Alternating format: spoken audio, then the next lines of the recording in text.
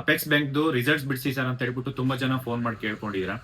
ಈ ಒಂದು ವಿಚಾರವಾಗಿ ಕಂಟಿನ್ಯೂಸ್ ಆಗಿ ಫಾಲೋ ಮಾಡ್ತಾ ಇದೀವಿ. ಇವಾಗಿಂದ ಅಲ್ಲ, ಮೊದಲಿಂದ almost one and half year ಇಂದ ಕಂಟಿನ್ಯೂಸ್ ಆಗಿ ಫಾಲೋ ಅಪ್ ಮಾಡ್ತಾ ಇದೀವಿ.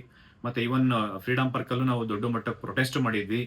ಮತ್ತೆ ಒಂದು ಇಲಾಖೆ ಡಿಪಾರ್ಟ್ಮೆಂಟ್ ಅಪೆಕ್ಸ್ ಬ್ಯಾಂಕ್ ಮುಂದೆನೂ ನಾವು ದೊಡ್ಡ ಮಟ್ಟಕ್ಕೆ ಹೋರಾಟ ಮಾಡೋದಿರ್ಬೋದು, ಮಲ್ಟಿಪಲ್ ಟೈಮ್ಸ್ ಅಲ್ಲಿ ಹೋಗಿ ಮನವಿ ಮಾಡೋದಾಗಿರ್ಬೋದು, ಎಲ್ಲದಕ್ಕೂ ಮತ್ತೆ ಮಾನ್ಯ ಮುಖ್ಯಮಂತ್ರಿ ಸಿದ್ದರಾಮಯ್ಯ ಸರ್ಗೆ ಮಲ್ಟಿಪಲ್ ಟೈಮ್ಸ್ ಇದ್ರ ಬಗ್ಗೆ ಚರ್ಚೆ ಮಾಡಿ ಮಾತಾಡಿದಾಗ ಈ ಒಂದು ಬೋರ್ಡ್ ಒಂದು ಎಲೆಕ್ಷನ್ ನಡೀತಾ ಇರಬೇಕಾದ್ರೆ ಈ ಒಂದು ರಿಸಲ್ಟ್ಸ್ ಬಿಡಕ್ ಆಗ್ಲಿಲ್ಲ ಅವರಿಗೆ.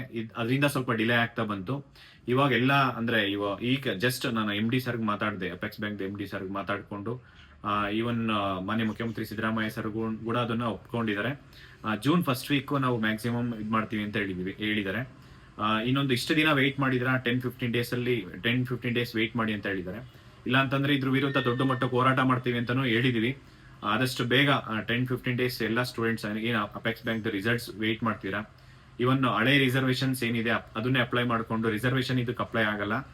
ಮತ್ತೆ ಈ ಒಂದು ವಿಚಾರವಾಗಿ ಆದಷ್ಟು ಬೇಗ ಇಂಟರ್ವ್ಯೂ ಮಾಡಿ ಎಲ್ಲರಿಗೂ ಏನು ಆರ್ಡರ್ ಕಾಪಿ ಕೊಟ್ಟು ಆರ್ಡರ್ ಕಾಪಿ ಕೊಟ್ಟು ಜಾಯಿನಿಂಗ್ ಆಗ್ಬೇಕಂತ ಹೇಳ್ಬಿಟ್ಟು ನಾವು ಕೇಳ್ಕೊಂಡಿದ್ವಿ. ಪ್ರಾಮಾಣಿಕವಾಗಿ ಯಾರೆಲ್ಲ ಎಕ್ಸಾಮ್ ಬರ್ದಿದಾರ ಅವ್ರನ್ನೇ ಸೆಲೆಕ್ಟ್ ಆಗ್ಬೇಕಂತ ಹೇಳ್ಬಿಟ್ಟು ಮನವಿ ಮಾಡ್ಕೊಂಡಿದೀವಿ. ಈ ಒಂದು ವಿಚಾರವಾಗಿ ಎಲ್ಲಾ ಆಸ್ಪಿರೆಂಟ್ಸ್ಗೂ ಈ ಮುಖಾಂತರ ನೆಕ್ಸ್ಟ್ ಒಂದು 10-15 ಡೇಸ್ ವೆಯ್ಟ್ ಮಾಡೋಣ.